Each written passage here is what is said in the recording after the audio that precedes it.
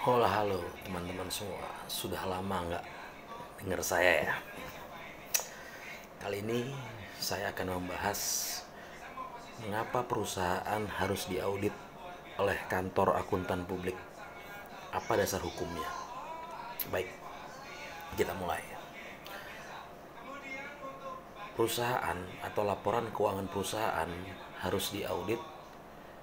Dasarnya adalah untuk memberikan informasi tentang perusahaan kepada owner atau kepada pemilik perusahaan investor. Tentunya, laporan keuangan tersebut harus diuji kesesuaiannya antara praktek akuntansi dalam laporan keuangan dengan prinsip akuntansi yang berlaku umum. Proses pengujian tersebut dikenal dengan istilah audit, yang dilakukan oleh akuntan publik sebagai pihak yang independen. Kewajiban untuk menyerahkan laporan keuangan kepada pengawas eksternal atau kantor akuntan publik itu dibenarkan dengan asumsi bahwa kepercayaan masyarakat tidak boleh dikecewakan.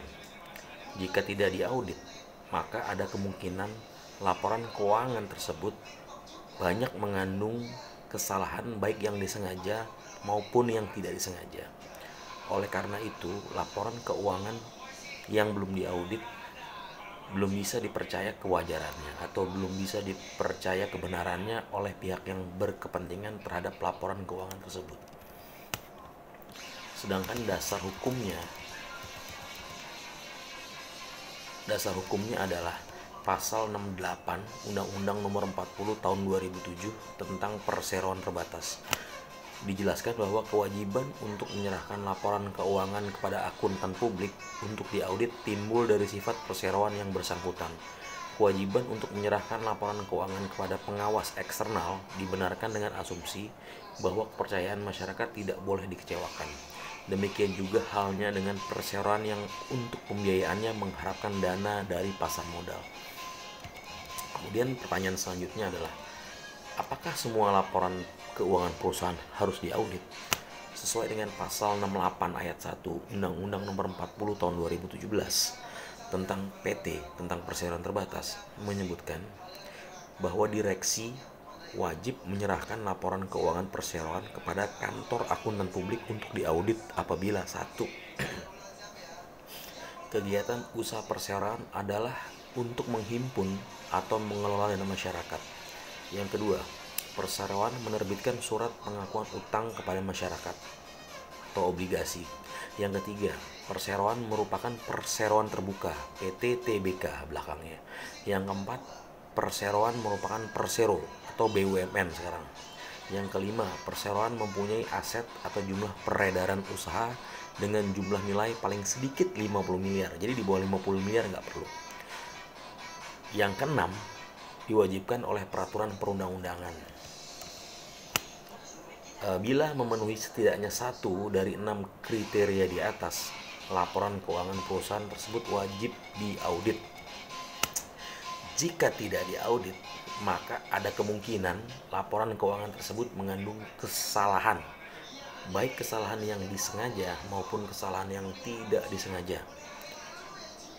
Oleh karena itu, laporan keuangan yang belum diaudit kurang dipercaya kewajarannya oleh pihak yang berkepentingan terhadap laporan keuangan tersebut. Laporan audit umum yang dibuat nanti itu berpusat pada laporan keuangan. Proses audit pada dasarnya adalah proses pemeriksaan dan pencocokan atas laporan yang dibuat oleh manajemen perusahaan. Tujuan dari pemeriksaan tersebut adalah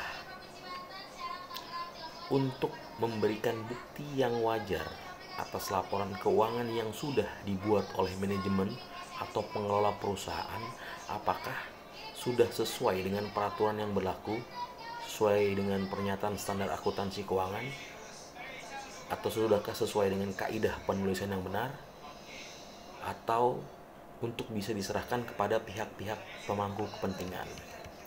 Audit oleh pihak ketiga atau oleh kantor akuntan publik itu memberikan assurance atau penilaian untuk meyakini pemangku kepentingan bahwa apa yang sudah diberikan oleh manajemen apakah sudah sesuai dengan etika bisnis yang sudah ditetapkan di awal perusahaan berdiri. Karena pada dasarnya konsep dasar suatu entitas atau perusahaan terbagi menjadi dua. Yang pertama pihak pengelola atau manajemen. Yang pertama itu pihak pengelola atau manajemen. Yang kedua itu adalah pemilik atau investor. Di satu sisi, investor membutuhkan bukti yang benar dan wajar untuk mengetahui apakah pengelolaan investasi modal yang sudah pernah disetorkan oleh investor pada perusahaan tersebut itu sudah diatur dengan baik dan menghasilkan profit sesuai tujuan awal atau tidak. Dan untuk memperoleh bukti tersebut, investor memerlukan pihak independen, dalam hal ini kantor akuntan publik, yang memiliki kemampuan auditing. Selain itu, pemangku kepentingan lain yang akan membutuhkan jasa auditor adalah bank, karena kaitannya bank memberikan pinjaman kepada perusahaan, serta regulator. Regulator itu misalnya adalah kantor pajak. Dalam penyampaian laporan keuangan, banyak hal yang mempengaruhi perusahaan saat penyusunannya. Bisa saja diubah, kalau nggak diaudit bisa saja diubah oleh manajemen sesuai dengan keinginannya. Misalnya profitnya dibuat kecil supaya bayar pajaknya kecil, atau profitnya dibesar-besarkan supaya menarik minat investor untuk memberikan investasi pada perusahaan tersebut. Sehingga untuk menghindari konflik kepentingan dan ambiguitas laporan keuangan, maka audit harus dilakukan. Oke guys, demikian dulu informasi yang dapat saya berikan. Kalau ada pertanyaan jangan lupa tulis komen di bawah ini. Sarannya sangat saya butuhkan untuk kemajuan vlog ini. Demikian saya sampaikan, kurang lebihnya saya mohon maaf. Selamat malam, sampai jumpa di lain waktu. Bye.